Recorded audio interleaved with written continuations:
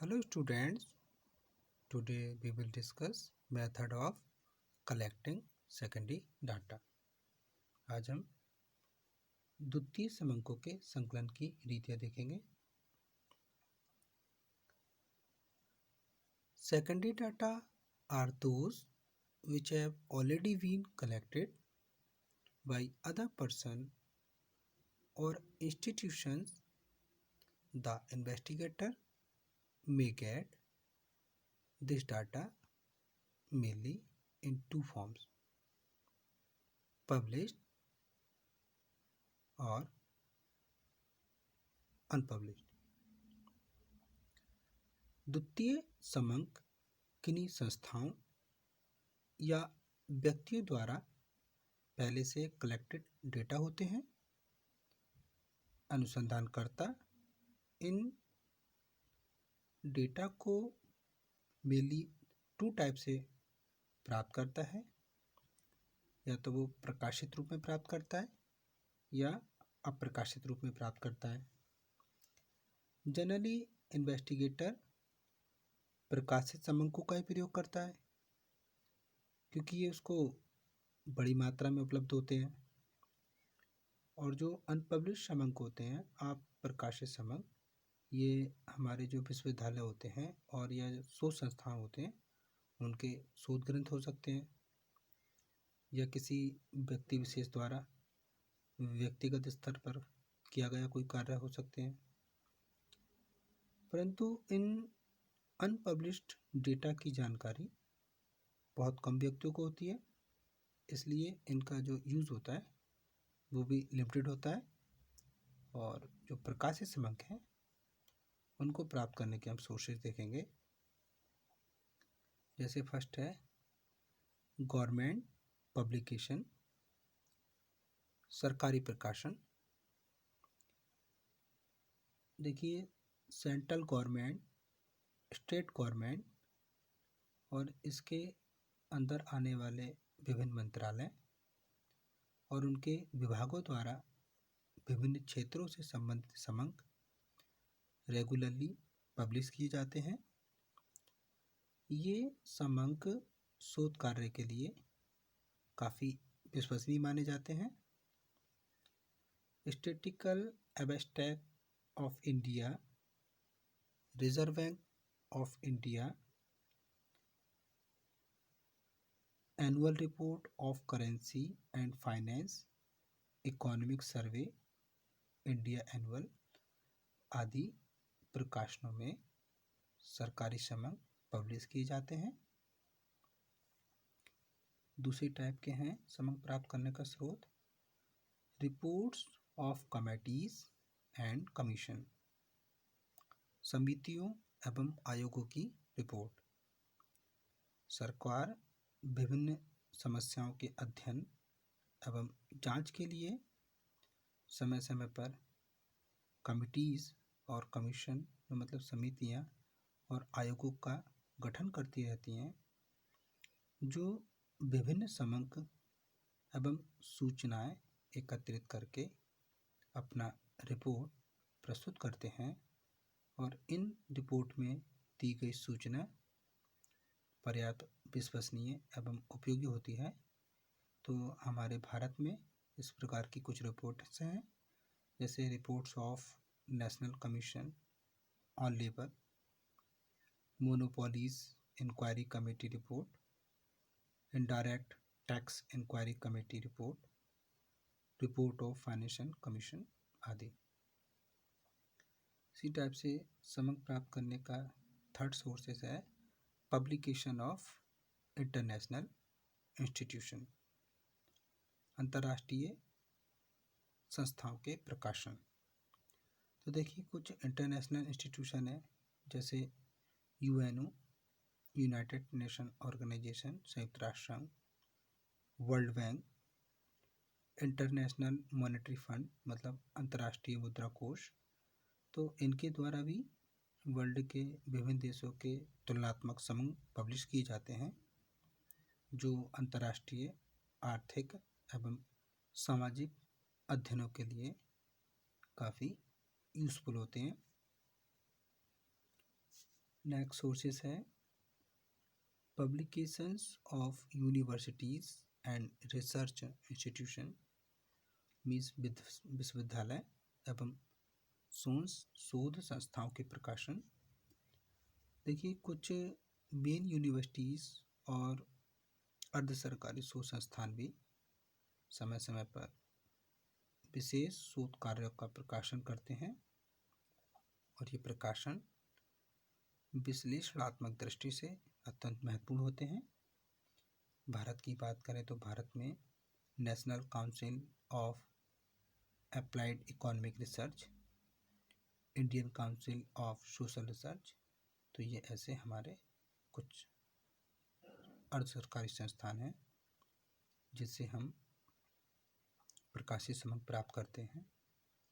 इसी टाइप से publication of trade organisation, व्यापारिक संगठनों के प्रकाशन, तो यहाँ अनेक व्यापारिक एवं औद्योगिक संगठन भी अपने क्षेत्र से संबंधित समंकों का प्रकाशन करते हैं, जैसे भारतीय कॉटन मिल्स फेडरेशन, भारतीय चीनी मिल संघ अथवा कन्फेडरेशन ऑफ इंजीनियरिंग इंडस्ट्रीज के प्रकाशन, शेयर बाजारों एवं उपज विपणियों द्वारा भी अब समंकों का पब्लिकेशन किया जाने लगा है। आगे देखते हैं, नॉन गवर्नमेंट डेटा पब्लिकेशन, गैर सरकारी समंक प्रकाशन। देखिए, पिछले कुछ वर्षों में देश में नॉन गवर्नमेंट डेटा पब्लिकेशन के माध्यम से भी समंकों का प्रकाशन काफ़ी बढ़ा है। इसमें मनोरमा ईयर बुक, हिंदू पत्रिका का annual survey of industries, economic times का डेटा बैंक, ये सब उल्लेखनीय हैं। नेक्स्ट, न्यूज़पेपर्स एंड मैगजीन्स, पत्र पत्रिकाएं। देश की प्रमुख समाचार पत्र एजेंसी भी विभिन्न पत्र पत्रिकाओं के माध्यम से उनके द्वारा किए गए उनके विभिन्न सर्वेक्षणों का प्रकाशन करती हैं। ये आंकड़े भी काफ़ी उपयोगी होते हैं और ऐसी बहुत सी महत्वपूर्ण इन्फॉर्मेशन भेजते हैं जो सरकारी पब्लिकेशन में भी अवेलेबल नहीं होती। हमारे भारत में द इकोनॉमिक टाइम्स और फैक्ट्स फॉर यू आदि ऐसे ही न्यूज़पेपर और मैगजीन्स हैं। इनके अपने खुद के रिसर्च ब्यूरो भी होते हैं। नेक्स्ट, इंडिविजुअल रिसर्चर्स, व्यक्तिगत शोधकर्ता। अभी जो ऊपर हमने प्रकाशन देखे थे, इनके अलावा कुछ लोग अपने इंडिविजुअल लेवल पर ही रिसर्च वर्क करते हैं, जिनका प्रकाशन पत्रिकाओं में या पुस्तकों के रूप में होता है। ये शोध कार्य सीमित क्षेत्र पर किए गए सर्वेक्षण पर बेस होते हैं, बट फिर भी इन अध्ययनों के लिए कभी कभी ये महत्वपूर्ण सूचना प्रेषित करते हैं। तो यहाँ हमने इस प्रकार देखा कि सेकेंडरी डेटा को कलेक्शन करने के अनेक मेथड हैं। वैसे नॉर्मली 2 मेथड फॉलो की जाते हैं, पब्लिश्ड और unpublished. Generally investigator published data का ही यूज़ करता है, क्योंकि हमें ये बड़ी मात्रा में अवेलेबल हो जाते हैं और आसानी से प्राप्त हो जाते हैं। और जो अनपब्लिश्ड डेटा होता है वो यूनिवर्सिटीज़ और जो शोध संस्थान होते हैं उनके जो ग्रंथ होते हैं वो हो सकते हैं, या किसी विशेष व्यक्ति द्वारा अगर किसी इंडिविजुअल लेवल पर कोई कार्य किया जाता है वो भी अनपब्लिश्ड डेटा में इंक्लूड होता है। लेकिन इन डेटा को कलेक्ट करने की समस्या रहती है, क्योंकि इसकी जानकारी बहुत कम व्यक्तियों को होती है, इनका उपयोग भी सीमित होता है। लेकिन जो पब्लिश डेटा होता है उसका प्रयोग काफ़ी मात्रा में किया जाता है। तो हमने यहाँ इसके स्रोत देखे थे। जैसे सरकारी प्रकाशन में हमने देखा था कि सरकारी प्रकाशन में कलेक्ट डेटा अधिक विश्वसनीय माना जाता है।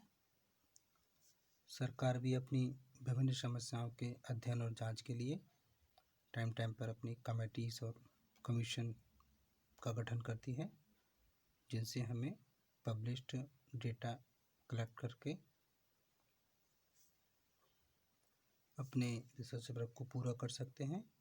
इसके अलावा हमने देखा international institution, UNO, world bank, international monetary fund, तो इनके द्वारा भी जो देश के अलग अलग कंट्री हैं उनकी तुलनात्मक डेटा कलेक्ट प्रकाशित किए जाते हैं, जो इंटरनेशनल इकोनॉमिक और सोशल स्टडीज़ पर बने होते हैं, जो हमारे लिए अत्यंत उपयोगी होते हैं।